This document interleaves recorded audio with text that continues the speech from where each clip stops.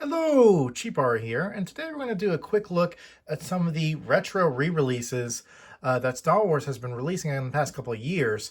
This started with the re-releases of the original Kenner figures that came out for the original A New Hope film, and then it continued with re-releases of the figures for Empire Strikes Back, Return of the Jedi, that we have here.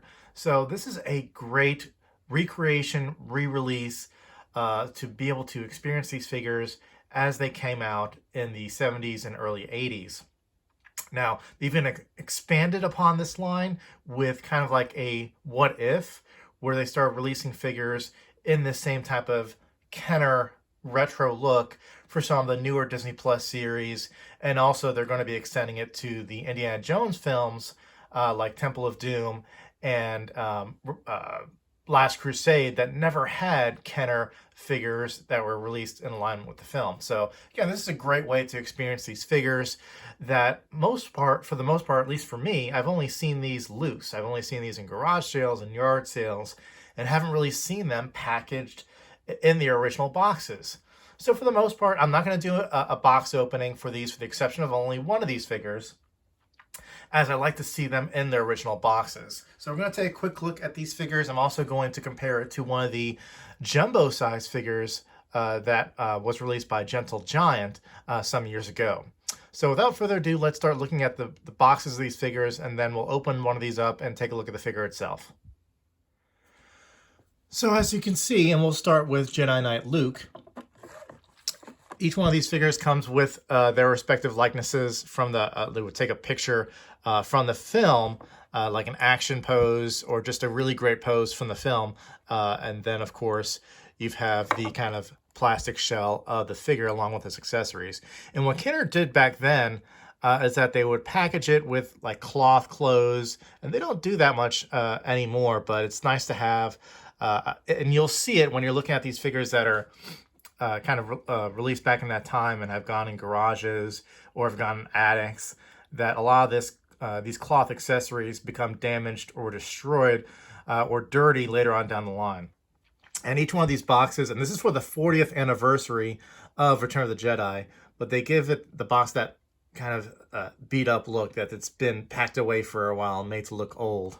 So that's probably one of the primary differences, along with this big retro collection sticker, that differentiates this box from the original box. And of course, a bunch of mumbo jumbo. There are no pictures of the other figures in line. That's a bit disappointing. But these aren't all the figures. I'll also say I did not buy Lando. I did not buy the Biker Scout. And I'll explain why in just a moment. So let's put this Jedi Knight Luke to the side for a bit, and we'll open them up shortly. And let's spread these out. So the reason I didn't buy the entire Return of the Jedi line is that there's so many of these coming out. With all the, and it's not as beloved for me for this figure line.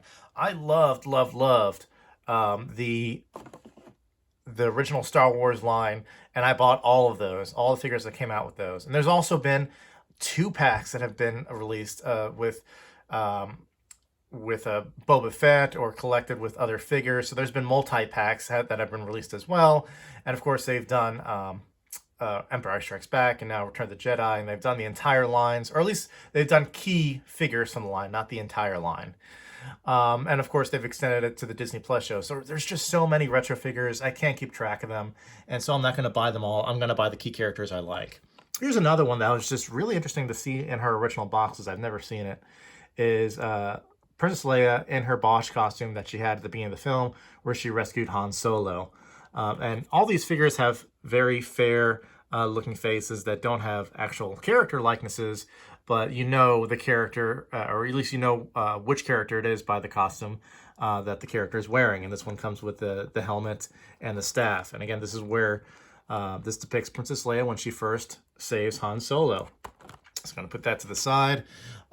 This is the one I wanted the most out of the entire line, the Emperor, and I might actually buy one to both open and keep in the box. It's a great looking figure. Now, unfortunately, and I think it was more of a mail-away figure, they did a Emperor in this line, but there was no there was no Anakin Skywalker that you see at the end of the movie in toy form. They released the Anakin Skywalker, I think, as a mail-in figure sometime later, and that would be the ghost Anakin Skywalker that Luke Skywalker sees at the end of the movie. But Emperor, one of the highly sought-after figures for me. I think at one time I had a loose version of him from the original release line. But great to have this figure, great box, and great figure itself. He's got his little staff there. Split him to the side. This is my least liked of the figures. I always had issues with some of the Han Solo figures. There's always something off about it. In the original Star Wars line, he had both the big head version and the smaller head version. And that's probably the version that I'm most used to. And of course, they did the Endor version here. He's got that cloth camo outfit. And it's not that great looking of a figure. He's got his little haircut that was very 80s at the time. But yeah, this is not a figure that I like so much, but I kept it because I purchased it because it's Han Solo. Of course, he's got his camo outfit, as I said, and he's got a little blaster. But not a great figure, honestly, of the line. So that's pretty much it for the looking at the figures themselves in box. I'm going to show you the Big Daddy as to why I'm going to open one specific figure in particular, and I'm going to keep the rest of them in box. So we're going to open Jedi Knight Luke, and I've got a jumbo version of this from Gentle Giant. The original jumbo figure released by Gentle Giant was back in 2016. I've had the figure since then. I've gone through a number of different moves to different houses and across the country with that figure. So it's not the best quality from the garage. I don't have the box of that Gentle Giant figure anymore, so I'm going to compare the Gentle Giant figure in terms of some of the detail with the smaller Kenner release that we have here. So without further ado, let's get this out of the box so we can do our comparison.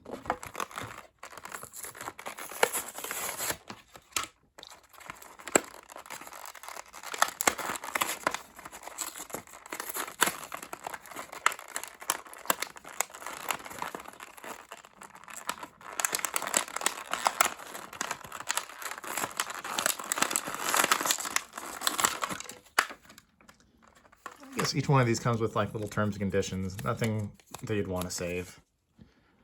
And his blaster came out. Put the trash elsewhere. And I gotta tell you, it feels really good to be able to feel this figure for the first time. The original Kenner figure, he's got that fair likeness. He's got those Jedi Knight robes that he's been traveling, or that he's put on since training with Yoda. Let's put him down. Oh, and I will say he's got his robotic hand that he got at the end of Empire Strikes Back. So here we have him outside the box with all of accessories. As you can see, he's got the blaster that I put in one hand, and he's got his saber in the other. Of course, a huge difference and evolution, you would say, from some of the prior releases, like the New Hope figures, where it was like an extender that would come out of his hand for the lightsaber that would easily brittle and would break. This was done as a separate accessory that doesn't have the extender. So there you have the look of the figure. Very plain, very one color for his entire outfit, but that's kind of honoring how he looked at the beginning of that film with that that Jedi Knight outfit. And actually, he had that costume all through the end, for the exception of when he was on Endor. Here is the cloth like robe that he had in the film. So the cloth robe fits a bit big when you put it on him. Sometimes it looks a little silly, especially with holding the accessories, and the cloth is pretty big. Now that I have all the accessories on him, let's pull out the jumbo and see the comparisons. And let's do them close up too. So here's the jumbo Gentle Giant figure next to its smaller Kenner counterpart. So let's take a look at each figure close up so we can see some of the differences. As you can see, and I do have the lightsaber accessory, but I do not have the blaster for the Gentle Giant figure. But let's take a look at each figure from afar. Oh, and then we lost the Kenner figure. From afar, let's put him back up. As you can see, the figure looks great. The jumbo Gentle Giant, but when you compare it to the Kenner figure, looks like a darker shade of hair, and that could just be a choice that Gentle Giant made, or, you know, without having the original release of the Kenner figure, that could be an artistic choice on this Kenner re-release. So each of these has the cloth kind of cloak for the Jedi Knight. It seems to fit. Honestly, you can tell here that the cloth, the stitching is a little bit lower here, and for the Kenner figure, the stitching is a little bit more, or at least extends a little bit more onto the figure. It actually feels a little bit bulkier on the Kenner figure than it does on the Gentle Giant recreation. And I mean, the faces look the same, but I will say there's paint differences. So let's take a look at that. It's got brown paint applications for the eyes, and here it's very much bold, and it's got that intense like black paint apps for the eyes. But otherwise the faces look the same, and again the hair, you can tell there's differences in the hair color as I identified before. So let's get the cloth off and take a look at the figure.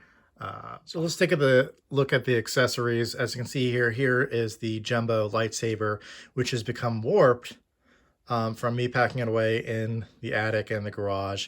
Clearly kind of bent out of shape. I'm sure I could kind of bend it back into position. But if we're comparing it to the smaller version, of course, looks the same, but this one is more of a muted green, whereas this one is more of a brighter green. So I'm going to put these down for a bit. Now, in terms of the figure itself, without the cloak on, let's take a look side by side. This one seems to have more of a glossier finish. This one is a lot more muted. And of course, this one's a lot more glossy in the light. Doesn't have the same kind of sheen for the Gentle Giant figure. But either way, this is a great looking figure. Now, I will say, if you look at the skin tones, this is a lot more pale here on the left in the Gentle Giant figure. And in this one here, it's a lot more of a, more of a tanned look than I would say here. Now, if we're looking at the actual costume, the costume looks identical. Of course, I believe he's got somewhere on here, let's see, he got the numbering for the figure. I thought he had somewhere on, yeah, this is different, I believe. I don't think he's got that in the boot. He still has some of the writing on the boot. I thought there was some type of Gentle Giant writing on the figure. Maybe I just don't remember clearly. Made in China. Let's see, where is this one made? Not enough to tell you. But in any case, pretty cool to see these figures side by side, to see the big brother, the Gentle Giant figure, and the Kenner figure. Now, if you try to stand them side by side, he stands fine. But something I remember specifically about this figure is that it's very, very warped on the bottom. And that's something that was straight out of the box. That was not something that happened over time. And he doesn't stand great without kind of putting him in awkward positions. And especially if you got the accessories in hand, it makes it even worse. So as you can see here, just to be able to get him to stand, he's got that very pivoted foot at the bottom. And he's very wobbly. It's like you got to get him in that absolute equilibrium.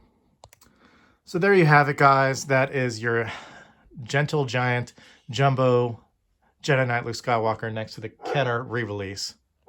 So before I leave you guys off today, I will say that it's great to experience these figures right next to other 3.75-inch figures that have been released in the past couple of years, like the Jurassic World, Dominion, Lost Kingdom. These figures are really, they've expanded upon them. They've got play sets, they've got vehicles, and to be able to kind of enjoy your entire tour box and put these figures in those vehicles, with the Kenner next to the more recent Mattel or Hasbro figures.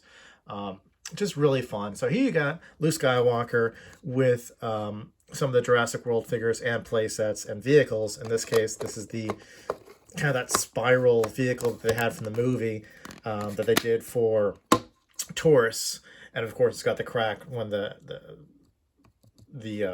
dinosaur would kind of bite down on the sphere. So pretty cool, guys. Be able to enjoy it, be able to enjoy your Kenner figures in these more recent vehicle releases. So just wanted to point that out there. Looks great next to more recent figure lines. So there you have it, guys. Hopefully you like this look at the Return of the Jedi, the 40th anniversary releases of these figures, along with the or unboxing, I should say, of the Jedi Knight figure in comparison to the Gentle Giant Jumbo figure. So I'll be doing some more unboxings of some of these retro figures in the coming weeks, especially with the upcoming re-releases of the Raiders of the Lost Ark figures. So more to come, guys. Please like and subscribe, and I'll see you guys next time. Bye.